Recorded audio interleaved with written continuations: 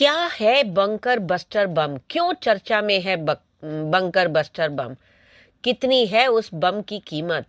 5,000 pound का बम, परमाणु बम जितना खतरनाक। नमस्कार दोस्तों, मेरे चैनल पर आने का आपका स्वागत है। आज इस वीडियो में मैं आपको बताऊंगी बंकर बस्टर बम के बारे में, और उसमें GBU-72 के बारे में खास तौर पे। वीडियो थोड़ा लंबा होगा तो स्क्रॉल करके भी आप अपने पसंद के जो चीज़ें हैं, इंफॉर्मेशन है, वो पा सकते हैं। वीडियो पसंद आए तो कृपया लाइक, शेयर, कमेंट करें और हाइप करना ना भूलें। धन्यवाद। तो चलो शुरू करती हूँ। सबसे पहले जान लेते हैं कि बंकर बस्टर्स होते क्या हैं।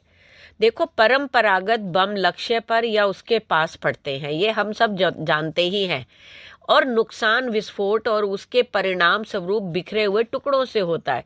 यह किसी भी खुले लक्ष्य के खिलाफ कारगर होता है। बंकर बस्टर कठोर स्टील के आवरण वाले बम होते हैं जो उन्हें मिट्टी और कंक्रीट की परतों को भेदने की अनुमति देते हैं और विशिष्ट गहराई तक पहुंचने के बाद ही फटते हैं। वास्तव में इनमें अक्सर छोटे विस्फोटक पदार्थ होते हैं, लेकिन यह आवरण ही है जो इन्हें जमीन में खोदने की अनुमति देता है, एक तरह से ड्रिल की तरह, और फिर इन लक्ष्यों को नष्ट कर देता है।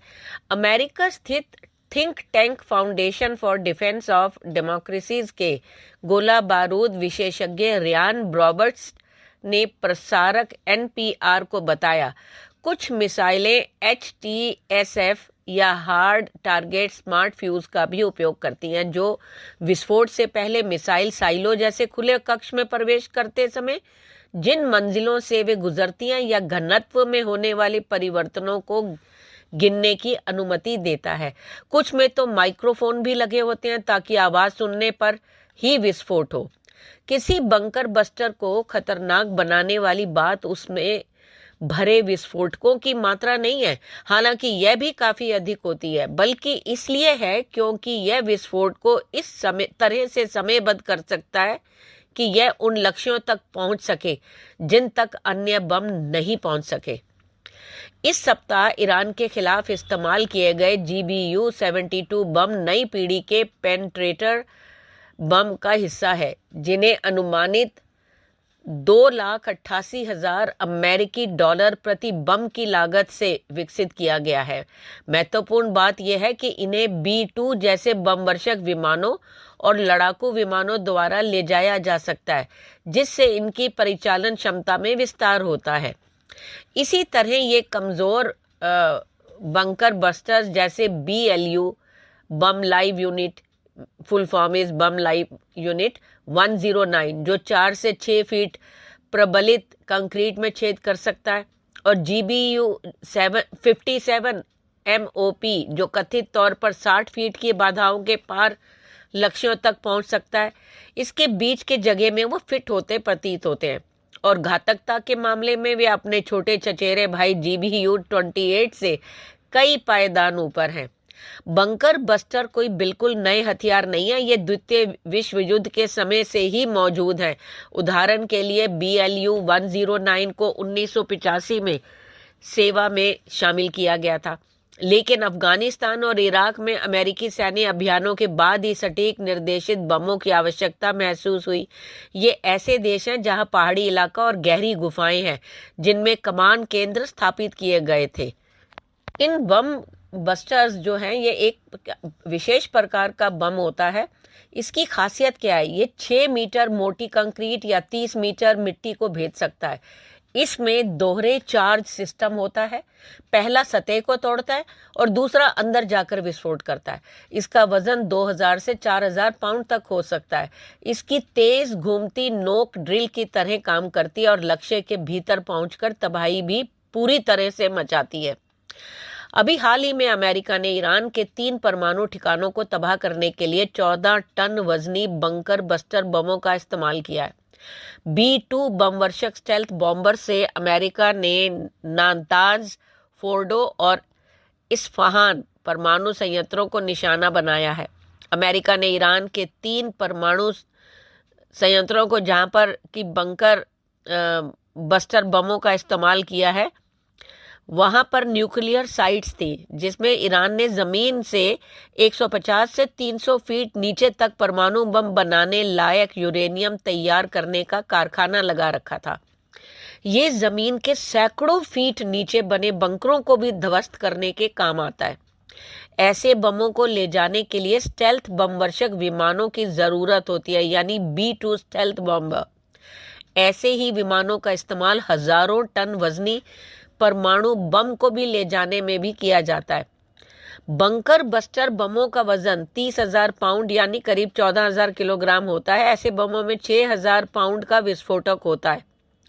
बंकर बस्टर बमों का दूसरा नाम MOP यानी GBU-57AB यानी मैसिव ऑर्डिनेंस पेनिट्रेटर भी है।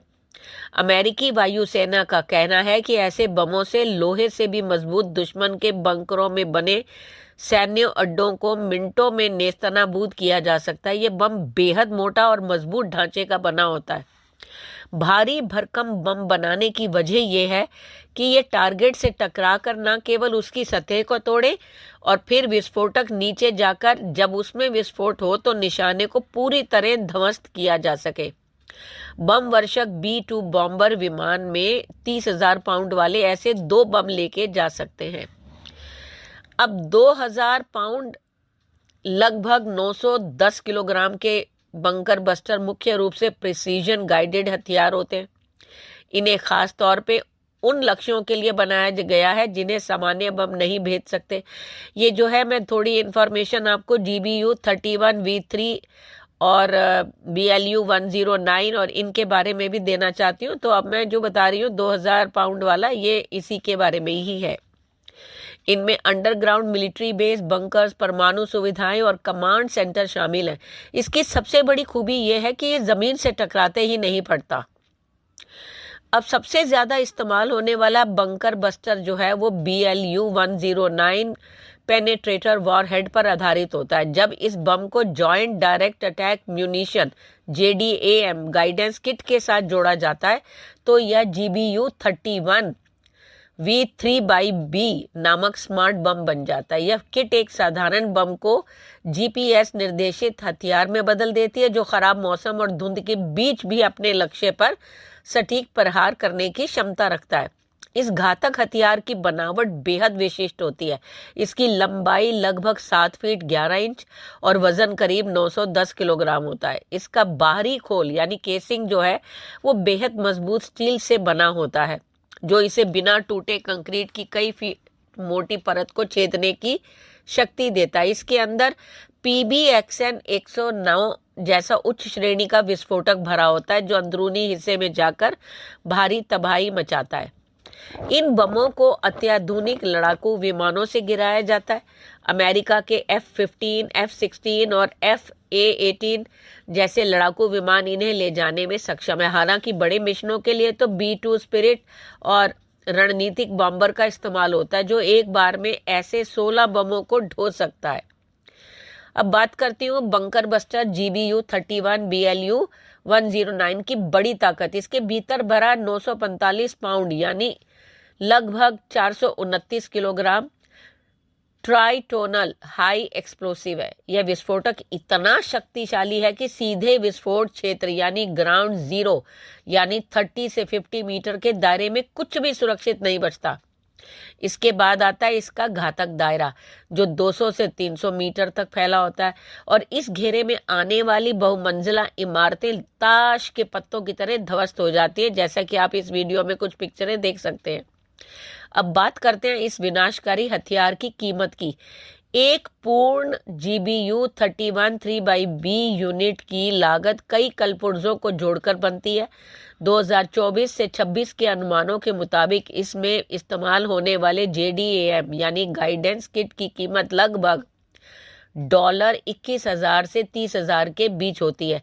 वहीं जो मुख्य BLU-109 वॉरहेड है उसमें बम का खोल और विस्फोटक होता है, उसकी कीमत भी जो है वो $20,000 से $32,000 तक बैठती है। कुल मिलाकर एक पूरे बस्टर बम यूनिट यानी कि वॉरहेड, गाइडेंस किट और फ्यूज की मिलाकर जो लागत लगभग है वो 40,000 से 70,000 यानी करीब 33 से 58 लाख रुपए के बीच होती है।